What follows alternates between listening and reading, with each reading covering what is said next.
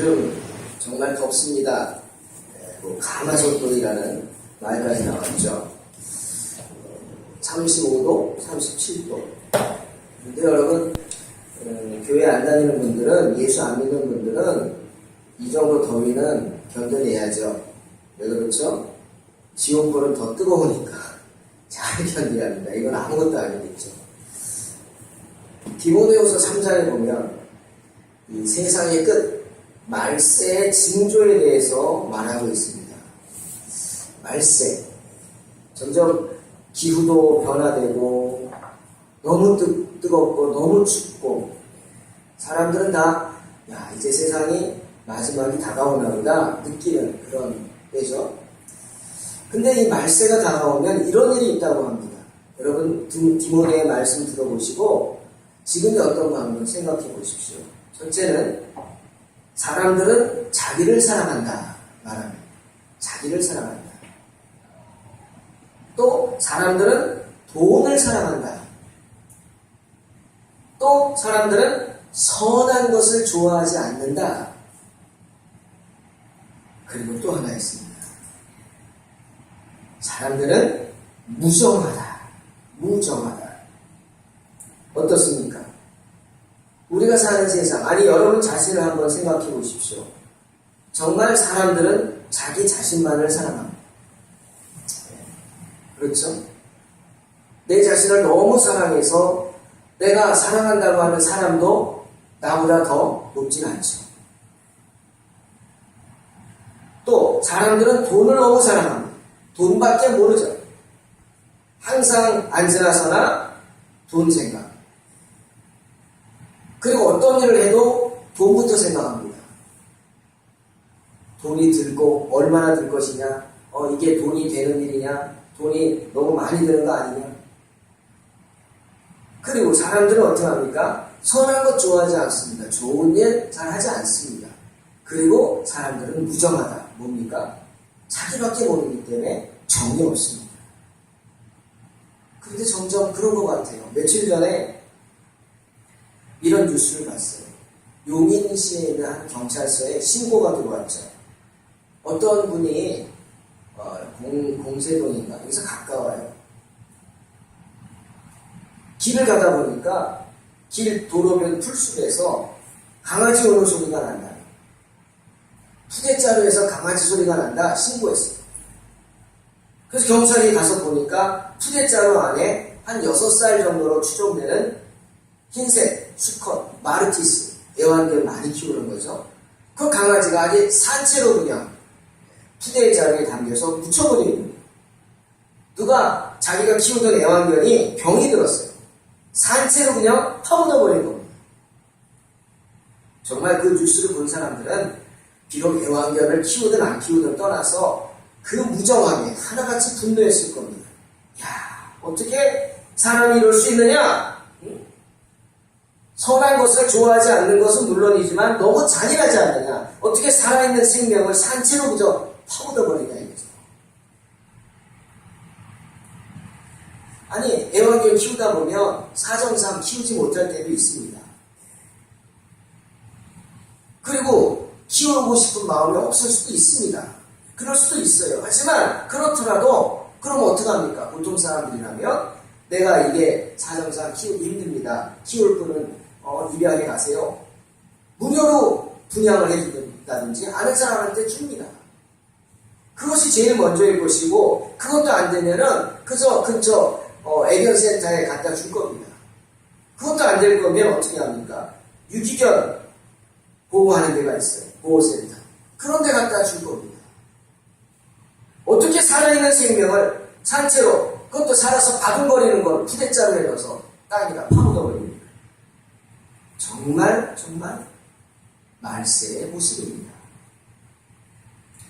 다행히 이 어린 놈은 아니죠. 이 강아지가 살겠다고 발버둥 쳐가지고 몸만 그저 삐끔 나와서 살았어요. 몸은 빠져나오지 못했죠. 파묻혀 있으니까. 정말 잔인합니다. 경찰이 수사 중이라고 하니까 정말 누군지 모르지만 한 생명을 산채로 파묻은 그분이 누군지 자기 죄를 깨달았으면 좋겠습니다. 한편으로는 그런 생각을 해봤어요. 아니, 살아있는 강아지를 산채로 파묻었다. 그것도 왜? 귀찮아서, 병들어서. 그런 사람이라면 혹시 자기 자녀나 부모가 어떤 문제가 생기거나 병이 들면 어떻게 할까? 여기서 귀찮다고 힘들다고 그렇게 나몰라라 하지 않을까? 충분히 그럴 수 있습니다. 그것이 인간의 이기심이죠. 얼마 전에 요양원에 제가 가서 설교를 했을 때 제가 느낀 것이 정말 마음이 무거웠습니다. 많은 분들, 100명이 넘는 분들이 그곳에 계신데 다들 연세가 많으신 분들, 병약한 분들, 집에서 간호하기가 힘드니까 이제 시설에 모신 거죠. 거동이 불편한 분도 있고 정신이 오락가락하는 분도 있고 일절 거동을 못해서 병상에 누워 계신 분들이 있어요. 한 큰 방에 들어가니까 정말 우리 말대로 피골이 삼겹한 모습으로 호수 끼워가지고 그냥 누워만 계시고 음식도 그냥 호수로 드시고 그런 분들이 계시고 정말 마음이 아프더라고요. 그래도 그 중에는 목사님 기도하러 오셨다 그러니까 그 눈빛이 초롱초롱해져요. 손을 얹고 기도하니까 눈에 눈물이 맺힌 그런 분들이 계셔. 정말 가슴이 아팠어요. 이게 우리의 모습이구나. 그런데 그 원장님이 그러는 거예요. 이분들은 하루 종일 자녀들을 기다리는데 1년에 한 번도 오지 않는 자녀들이 있다. 그런 얘기 하시는 거예요. 그 소리를 듣고는 갑자기 물어봤죠. 원장님, 그러면 한 달에 경비가 얼마나 듭니까? 그랬더니 평균 65만 원 정도 든대요. 많잖아요. 아니, 나라 보조가 안 될까요? 그랬더니 그래도 그 정도가 든대요. 그러면서 생각해봤어요. 그래, 무정하고 무심한 자녀라 책망할 수도 있지만 그런 생각도 해봤어요. 요즘 참 살기 힘들죠. 두 부부가 막 일해야 어떻게 먹고 산다고 하는 그런 시대에 그들에게 한 달에 65만 원이라는 돈은 결코 작은 돈이 아니죠. 그 경비를 부담하는 것 결코 작은 돈이 아닙니다. 아마 내가 그걸 부담함으로 내가 할 책임은 다 했다 생각하는 자녀들도 있을 거예요. 아마 그 중에는 어쩔 수 없이 해야 된다는 의무감 때문에 하면서 정말 내가 죽을 맛이다. 내가 진짜 죽지 못해 산다. 막 이렇게 힘들어하는 자녀들도 분명히 있을 겁니다. 누가 그들을 탓할 수 있겠습니까? 남의 일을 모르죠. 내가 어떻게 될지 모르는데. 하지만 분명한 건 그들을 탓하기 전에 내가 만약 그런 현실에 처했을 때 어떻게 할 것이냐? 내가 결코 잃지 말아야 할 것이 뭘까? 그런 건 생각해 봤습니다. 나도, 저나 여러분도 죽을 수밖에 없는 상황이라는 현실에 부딪힐 수 있습니다. 정말 너무너무 힘들어서 나 진짜 죽을 수밖에 없어. 난 이제 끝이야. 나는 다 됐어. 내가 할 수 있는 거 아무도 없어. 라고 절망하는 순간이 분명히 있습니다. 누구나 있어요. 누구나 그런 순간이 오죠. 하지만 죽을 수밖에 없는 상황에서도 내가 결코 죽지 않는 이유가 있습니다. 죽을 수 없는 이유가 있고 죽지 않는 이유가 있죠. 그게 뭔지 아십니까? 두 가지입니다. 하나는 주님이 저와 여러분을 사랑하십니다. 아멘. 그리고 또 하나는 뭔지 아세요? 우리는 그래도 기도할 수 있다. 기도할 수 있다. 누가복음 6장에서 주님이 제자들을 보고 이렇게 말씀하셨어요. 못된 열매는 좋은 나무에서 나오지 않는 열매. 못된 열매 맺는 좋은 나무 없다. 거꾸로 좋은 열매 맺는 못된 나무 없다 그랬어요. 나무는 각각 그 열매로 한다. 좋은 나무는 좋은 열매를 맺고 나쁜 나무는 나쁜 열매를 맺을 수밖에 없다는 거죠. 또 이렇게 말씀하셨어요. 선한 사람은 마음에 쌓은 선에서 선을 내지만 악한 자는 그 쌓은 악에서 악을 낸다고 했어요. 그래서 제자들을 보고 이렇게 말씀하셨어요. 내게 나와 내 말을 듣고 행하는 자마다 좋은 나무요 선한 사람이다. 축복하셨습니다. 주님을 사모하고 주의 말씀을 사모하고 그 말씀에 순종하려고 하는 저와 여러분은 좋은 나무요 선한 사람인 줄로 믿습니다. 그러니까 죽을 수밖에 없는 상황에 처한다 할지라도 우리는 결코 죽지 않는다는 거죠. 왜? 주님 말씀하셨잖아요. 피할 길을 주시면. 피할 길을 주실 뿐 아니라 능히 감당한 힘과 능력 주신다. 주님 말씀하셨어요. 우리는 주님의 사람이기 때문이고 주님이 우리를 사랑하시기 때문이고 또한 우리가 주님의 사람인 줄 알고 주님께 기도하는 거예요. 그런 어려운 상황에 처할수록 우리는 어떻게 합니까? 더욱 주님을 바라보면서 선한 생각을 하며 선한 일에 힘써야 될 줄로 믿습니다. 얼마 전에 페이스북에 난 기사를 하나 봤어요. 야, 미국이란 나라에도 이런 사람이 있구나. 여러분, 우리는 이런 분들이 많습니다. 정말 내 가족이 아프거나 부모님이 병들면 정말 효심 가득해서 그 부모님 모시고 그 모시는 게 당연한 걸로 생각하고 그런 분들이 많아요. 근데 얼마 전 설문조사 보니까 장남이 부모를 모셔야 된다. 그것이 막 주는 거예요. 그런 게 어딨냐. 똑같은 자녀인데 뭐 이래가지고 지금 장남이 무조건 부모님 모셔야 된다 하는 게 20%도 안 돼요. 10명 중에 2명 정도밖에 그런 생각 안 한대요. 점점 우리나라도 이제 그렇게 돼가는 것 같은데 미국이란 나라는 그렇죠. 누가 부모가 병드는데 부모를 모십니까? 시설도 잘 돼 있는데 시설에 보내죠.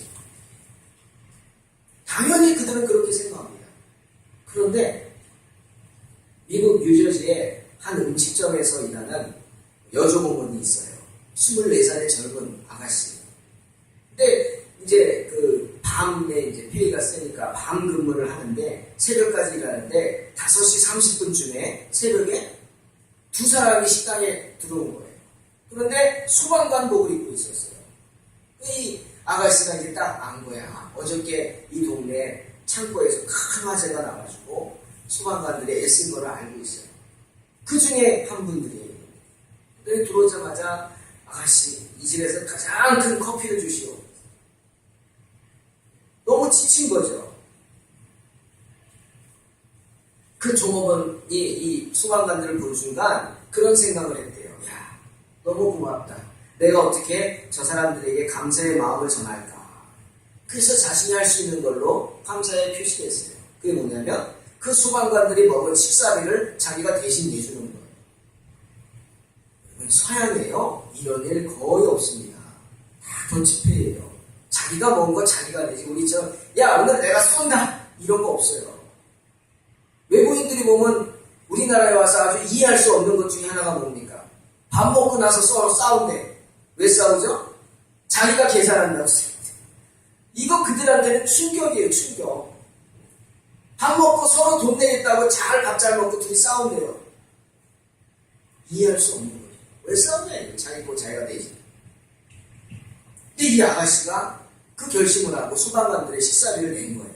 그리고 영수증 뒤에다가 편지를 썼어요. 뭐라고 썼냐면 두 분 식사비는 제가 냈습니다.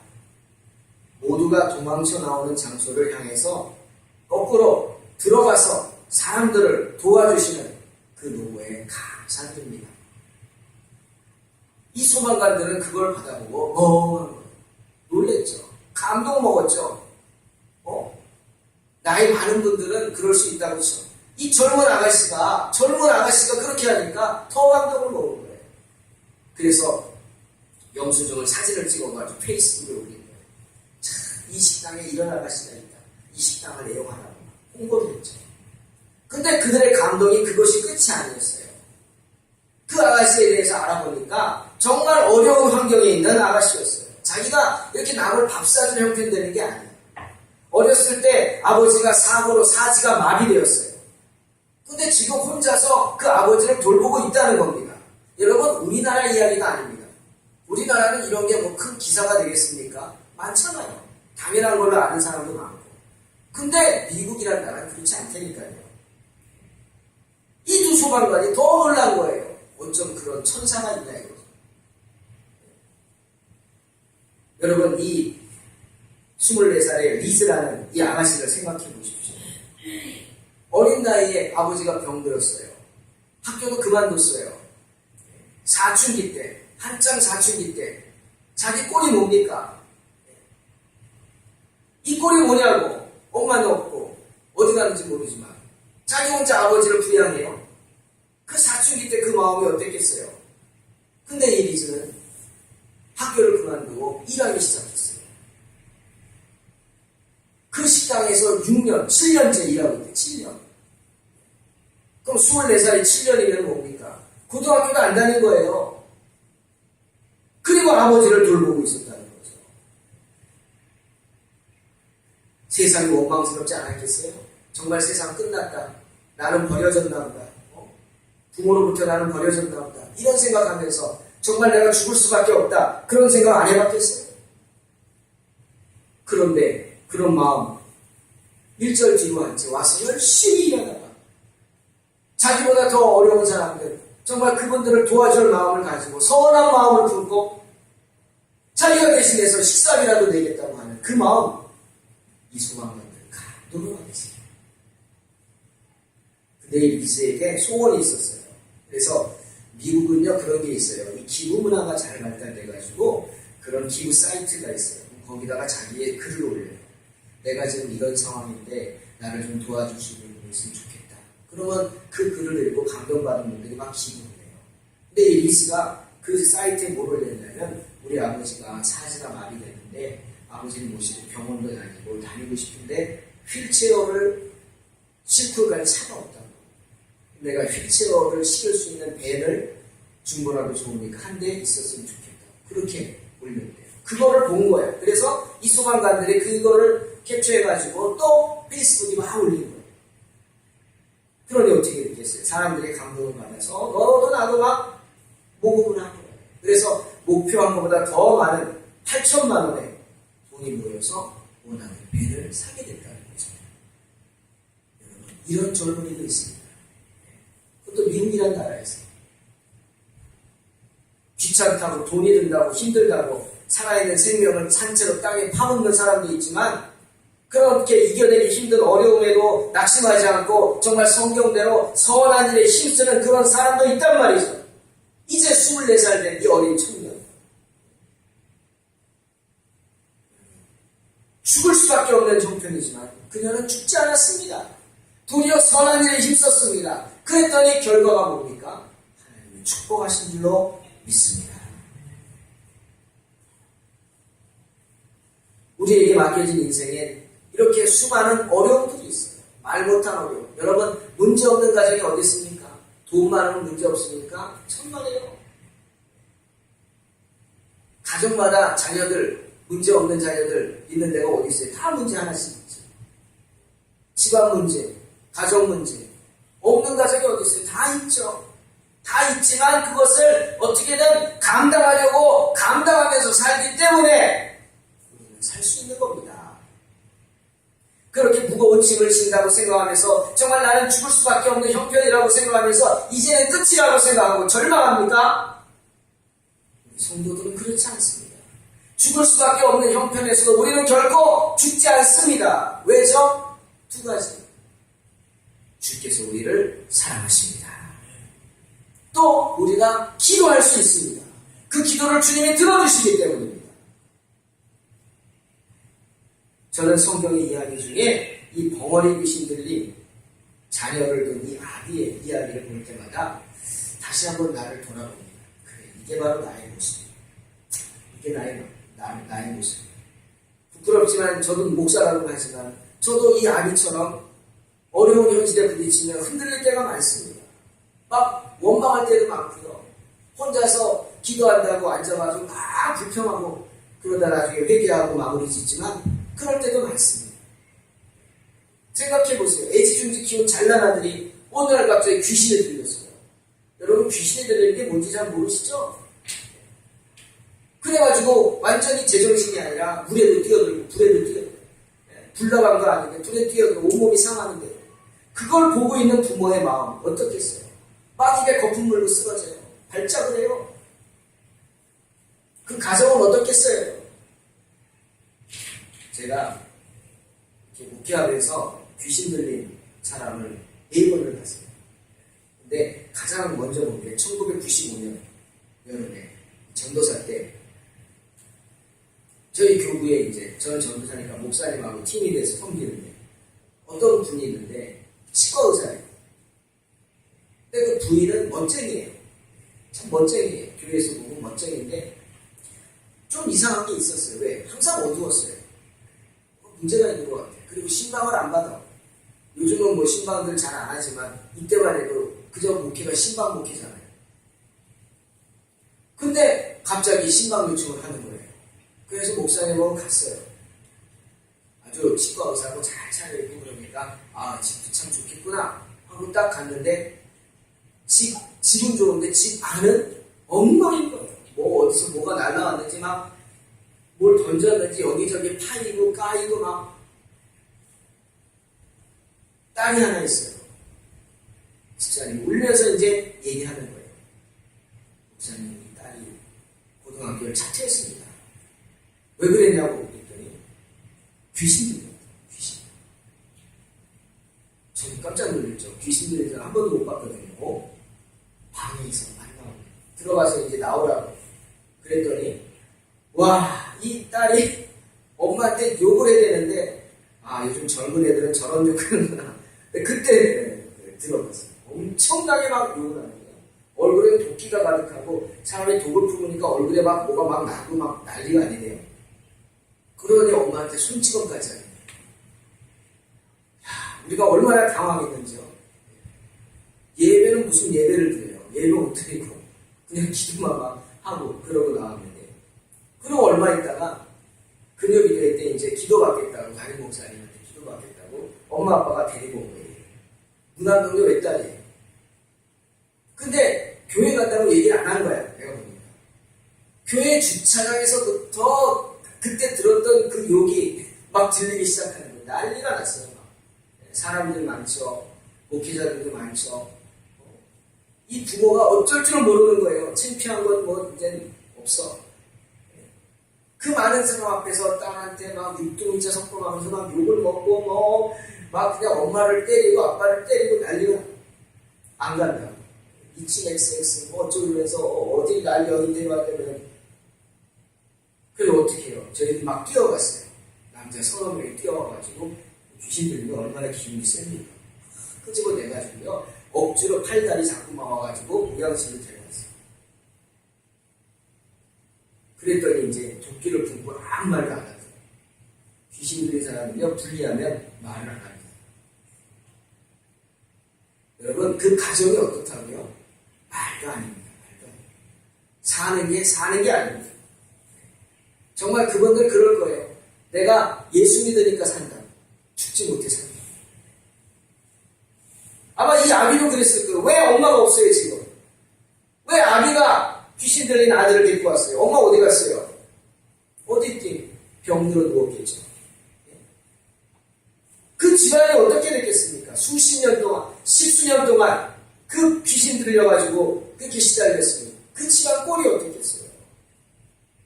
그런데 이 아비가 예수님에 대한 소식을 듣고 소망을 품고 왔어요. 아니야, 내가 죽을 수밖에 없지만 주님을 만나면 산다고 이런 마음을 듣고 가지고 왔습니다. 그 아이를 줄로 꽁꽁 묶어가지고 왔죠. 그냥 안 오니까 줄로 꽁꽁 묶어가지고 짐승처럼 끌고 왔어요. 주님만 만나면 된다고. 그런데 오니까 주님이 계셔요, 안 계셔요? 안 계시네요. 얼마나 기가 막힙니까? 정말 낙심이죠. 주님만 만나면 된다고 왔는데 주님이 안 계신 거예요. 그래서 제자들이 많으니까 제자들에게 부탁했어요. 우리 아이 귀신 좀 쫓아달라고. 당신들은 주님의 제자니까 할 수 있지 않나요? 근데 지금 제자들은 어떤 상황이에요? 서로 싸우는 상황이에요. 누가 높으냐, 네가 높으냐. 야고보와 요한한테 뿔난 상태예요. 세베대의 아들 어미가 와가지고 우리 아들 하나는 좌편에 하나는 우편에 앉혀달라고. 그 소리 듣고는 이제 화가 나서 막 서로 시기하고 있는 사람이에요. 귀신을 쫓아낼 수 있습니까? 서로 막 달려들어서 쫓겠다고 막 때로 달려들었지도 몰라. 그랬더니 성경 보세요. 더 날뛰었다고 해서 더 날뛰었어요. 그러니 이 아비의 마음은 어떻게 했습니까? 낙심이요. 절망이요. 그래. 여기서 우리 죽자. 이제 끝났다. 더 이상 살고 싶지가 않다. 너나 나나 여기서 이제 죽자. 절망이죠. 그때 주님이 내려오셨어요. 주님이 묻습니다. 도대체 무슨 일이냐? 도대체 무슨 일이냐? 변론하는 걸 보고 막 주님도 화가 나셨어요. 뭘 변론했겠어요? 변론이 뭐야? 서로 싸우고 있는 거예요. 야, 너 뭐 수제 잘해내? 뭐 이러면서. 베드로는 없는데 네가 더 베드로보다 높게 해. 근데 귀신도 못 쫓아? 귀신도 못 쫓는 게 뭐 큰 소리 쳤어? 서로 제자들끼리 막 또 변론하고 싸우고 있죠. 그 아비에게 묻습니다. 이 아이가 언제부터 그랬냐? 그러면 여러분 같으면 어떻게 해요? 야, 이제라도 주님이 오셨다. 주님, 우리 아들 좀 살려주세요. 우리 아들 좀 귀신 쫓아주세요. 막 그러지 않겠어요? 그런데 이 아비는 뭐라 그랬어요? 완전 절망했어요. 이제 다 죽자. 끝났다. 주님이 물어보니까 뭐라고 대답했죠? 아이고, 뭘 할 수 있겠습니까? 뭘 하실 수 있겠습니까? 그러면 좀 불쌍하게 생각하고 도와주세요.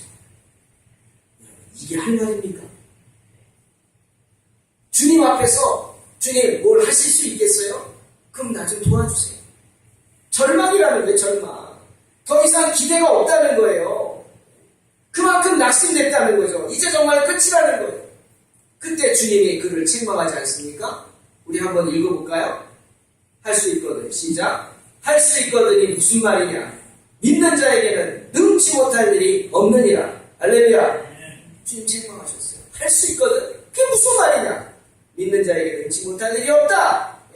무슨 뜻이에요? 믿어라 이거죠. 믿어라.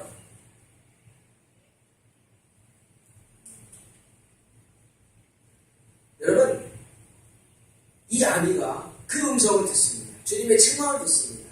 우리가 잊지 말아야 할 거 있어요. 우리가 불평할 수 있어요. 원망할 수 있어요. 불평하지 않고 원망하지 않는 사람이 세상에 어디 있어? 있어요. 베드로도 그랬고, 다윗도 그랬고, 아브라함도 그랬고, 이삭도 그랬고, 야곱도 그랬고, 여러분이 아는 사람들 다 그랬어요. 다 불평하고 원망했어요. 욥도 그랬고. 하지만 그럴 때마다 주님은 우리에게 뭐라고 말씀하세요? 책망하세요. 너 왜 그러냐? 왜 믿음이 약해졌느냐? 할 수 있거든? 그게 무슨 말이냐? 믿는 자에게 능치 못할 일이 없다. 주님 책망하세요. 그 책망을 들어야 합니다. 그 책망을 듣고 정신을 차려야 합니다. 그 아비가 뭐라 그랬어요? 그제야 정신을 차리고 아이고 주님 내가 믿습니다. 내 믿음 없는 걸 도와주세요. 소리치지 않습니까? 저는 이 말씀을 마음에 담습니다. 그래 내가 흔들리고 넘어지고 정말 나는 뭐야 여기까지 왔는데 이게 뭐지? 하나님 날 버리셨나? 나 이제 다 끝났나? 막 이런 생각 들고 낙심되고 절망될 때 이 아비에 고백합니다. 주여 내가 믿나이다. 나를 도와주소서. 나의 믿음 없는 걸 도와달라고. 그렇게 기도합니다. 기도하시기 바랍니다. 네. 주님 도와주실 줄 믿습니다. 네. 주님 도와주십니다. 여러분 이스라엘 백성들 생각하세요. 다른 건 다 생각 안 하셔도요. 이스라엘 백성들 한번 생각해 보세요. 지금 덥다 그러죠. 35, 37도? 대구는 뭐 40도 가까이? 광야는요, 그저 평균이 4, 50도예요. 45도, 50도. 정말 뜨거운 곳이에요. 거기는 생명이 살기 힘든 곳이에요. 뭐가 있어요? 아무것도 없지. 흙하고 돌멩이밖에 없어요. 나무가 있어요. 우리 성경에 나오는 시띠나무. 아주 딱딱하죠. 그게 왜 딱딱한 줄 아세요? 수분이 없기 때문에. 온전히 그냥 나무가 가시밖에 없어. 그거 가시가 아니에요. 이파리예요. 이파리가 넓으면 수분을 뺏기니까 수분 안 뺏기려고 막 쪼그라들어가지고 가시가 된 거예요. 그거 가시 아니에요. 이파리예요. 이게. 그렇게 어려운 것이 광야예요. 그런데 이스라엘 백성들이 그 광야를 어린아이를 데리고 가고 나이 많으신 부모님들 모시고 가고 그럼 거기서 몇 년 살았어요? 40년 살았어요. 이거 말도 안 되는 얘기예요. 정말 죽을 수밖에 없는데 죽지 않았어요. 그 광야에서 40년을 살았다고요. 우리 하나님은 그렇게 이스라엘 백성을 광야에서 40년 동안 살게 하신 분이십니다. 할렐루야. 먹이시고 입히신 분이세요. 아침마다 만나를 내리시고 구름 기둥으로 가려주시고 햇볕을 밤에는 불 기둥으로 따뜻하게 해주시고 반석에서 바위에서 물이 터져서 샘솟게 하시고 고기 먹고 싶다고 매출하게 보내주시고 그런 분이십니다. 죽을 수밖에 없는데 죽지 않습니다. 왜? 주님이 사랑하시기 때문이에요. 그리고 우리 출애굽기 14장에 나오는 놀라운 장면 있잖아요. 홍해바다 앞에서. 그들을 뭐라고 그러지 마세요. 그들이 하나님 원망한다고 뭐라고 그러지 마세요. 우리는 더 할 거예요. 생각해보세요. 앞에는 넘실대는 큰 바다가 놓여 있고요. 뒤는 애굽의 군대가 다 자기 아들들 죽었잖아요. 눈이 뒤집어져가지고 칼 들고 쫓아오는 거예요. 너희 다 죽여버리겠다. 이판 사팔이다 막 이러고 쫓아오는 거예요. 얼마나 두렵겠습니까? 애들은 무섭다고 울지, 나이 드신 분들은 어쩌냐고 막 쩔쩔매지. 장정들은 칼 들고 싸워야 되냐 말아야 되냐 막 그러고 있지. 원망하고 불평하고 오죽하면은 놀랬으면은 모세와 하나님 원망하면 뭐라 그래요? 너희가 애굽에 매장지가 없어서 우리를 여기까지 끌고 와서 이 광야에서 죽게 하느냐? 소리지. 말 그대로 완전히 미쳐버리는 거죠. 그때 모세가 이스라엘 백성들에게 나서서 뭐라고 합니까? 참 놀라운 말입니다. 두려워 말라. 가만히 있어서 여호와께서 오늘날 너희를 위하여 행하시는 구원을 보라. 오늘 너희가 본 애국 군대 다시는 못 볼 것이다. 무슨 말입니까? 그래, 너희가 지금 죽을 수밖에 없지만 결코 죽지 않는다는 말이에요. 이스라엘 백성의 입장 보세요. 내가 할 수 있는 일이 뭐가 있어요? 내가 할 수 있는 일이 아무것도 없어요. 이 많은 사람들, 어린아이들, 부모님 모시고 바다를 어떻게 건너가 배도 없는데 앞으로도 못 가요. 뒤 애국 군대 쫓아와요. 싸우러 나가면 그 사이에 가족들은 어떻게 해? 다 죽어버려요. 내가 할 수 있는 것이 아무것도 없어요. 절망을 느끼는 순간 모세가 말하는 거예요. 그래, 그 순간이 바로 내가 못하는 그 순간, 내가 절망이라고 하는 그 순간이 하나님이 시작하시는 순간이다. 할렐루야. 그 말씀하는 거예요. 그러니 하나님께 맡기고 조용히 그 결과를 기대하면서 기다리라. 여러분 이 앞에 한번 읽어보세요. 시작. 기대하면서 기도하며 기다리면 뭐가 일어나요? 기적이 일어나요. 아멘. 모세가 하는 말이에요. 기대하면서 기도하며 기다리라. 그럼 기적이 일어나요. 여러분 모세도요. 홍해바다가 갈라질 거는 상상도 못했어요. 우리가 출애굽기 14장 15절 보면 알 수 있어요. 분명히 모세가 그렇게 말했어요. 야, 우리가 못하니까 이제 하나님이 하실 거다. 우리 하나님의 역사를 기대하면서 우리 기도하자. 엎드리고 하나님만 바라보자. 그러고 자기도 방법을 몰라. 그래서 하나님 앞에 막 부르짖기 시작하는 거예요. 살려달라. 15절 보니까 하나님이 모세에게 뭐라고 그러냐면 너 도대체 언제까지 그렇게 부르짖고만 있을 거냐. 행동으로 옮겨라. 그러면서 이스라엘 자손을 다 명해가지고 홍해바다 앞으로 나가게 하라. 그리고 지팡이를 들고 손을 바다 위로 내밀어서 그 홍해바다를 갈라지게 하라. 모세가 깜짝 놀랐겠죠. 네? 바다가 갈라져요? 그래, 네가 해라. 그게 기적이다. 그제서야 모세가 기도를 멈추고 이스라엘 백성들을 홍해바다로 나오게 하고 홍해바다에 지팡이를 들어서 바다를 갈라지게 하는 겁니다. 기대하면서 기다리면 기적이 일어납니다.